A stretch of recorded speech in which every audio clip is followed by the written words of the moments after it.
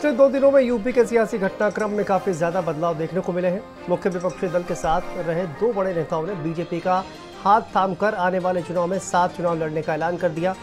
एक और विपक्ष महागठबंधन कर बीजेपी के लिए चुनौती खड़ी करने का प्रयास कर रहा है। वहीं दूसरी ओर बीजेपी विपक्षी नेताओं को ही अपने खेमे में शामिल कर रही है। देखिए रिपोर्ट। 2024 लोकसभा चुनाव का सियासी रण, विपक्ष और बीजेपी में धरपकड़। बीजेपी ने विपक्ष में लगाई सेंध।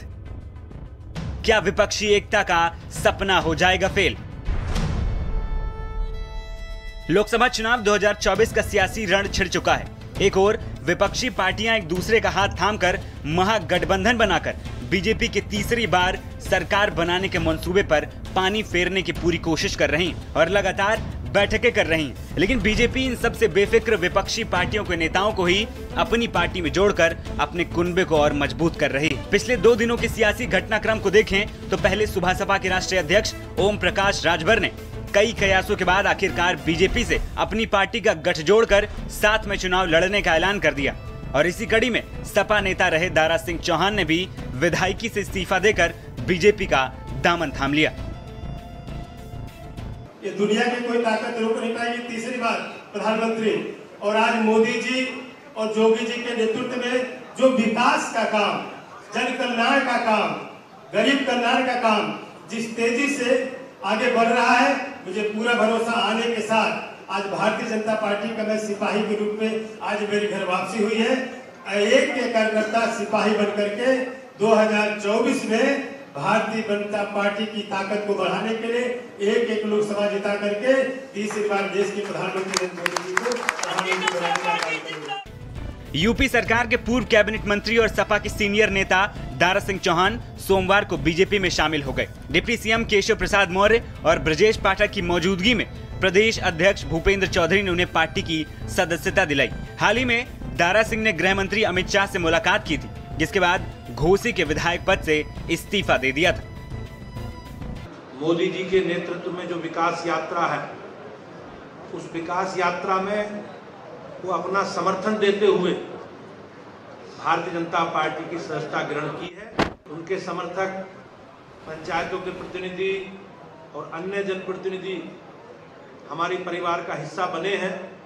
मैं उनका स्वागत करता हूं, अभिनंदन करता हूं। भारतीय जनता पार्टी की सदस्यता हमारे मित्र, हमारे साथी, पिछड़े समाज के बहुत ही वरिष्ठ नेता, मैं कह सकता हूं कि समाज में जिनकी बड़ी पकड़ है, जिन्होंने लगातार समाज के लोगों के लिए काम किया है, ऐसे हमारे जुझारू साथी आदरणीय दारा सिंह चौहान जी ने भारतीय जनता पार्टी परिवार को ज्वाइन किया है।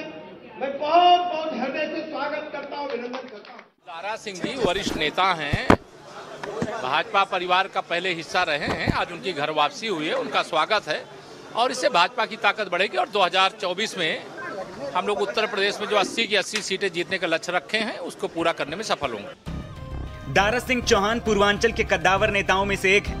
यूपी विधानसभा चुनाव 2022 से पहले दारा सिंह बीजेपी के नेता थे, लेकिन चुनाव से पहले बीजेपी छोड़ सपा की साइकिल पर सवार हो गए थे।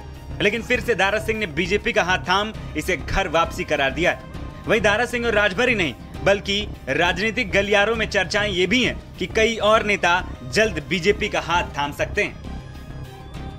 ओम प्रकाश राजभर शामिल हो गए, दारा सिंह चौहान शामिल हो गए, धर्म सिंह सैनी शामिल होने की चर्चा, जयंत चौधरी शामिल होने की चर्चा। माना जा रहा है कि दारा सिंह चौहान के इस्तीफे से भाजपा ने उस अभियान की शुरुआत कर दी है जिसके तहत लोकसभा चुनाव में विपक्ष खासतौर पर सपा को तगड़ा झटका देने की रणनीति है, जिसमें जयंत चौधरी और धर्म सिंह सैनी जैसे बड़े नेताओं के नाम हैं। तमाम अन्य नेता हैं जो विपक्ष से अब भारतीय जनता पार्टी में आकर सदस्यता लेना चाहते हैं। ऐसे में ये देखना दिलचस्प होगा कि 2024 के लोकसभा चुनाव में भारतीय जनता पार्टी को कितना बहुमत मिलता है और विपक्ष के पाले में कितनी सीटें आती हैं। लखनऊ से वीडियो जर्नलिस्ट जितेंद्र के साथ संदीप खेर, भारत समाचार।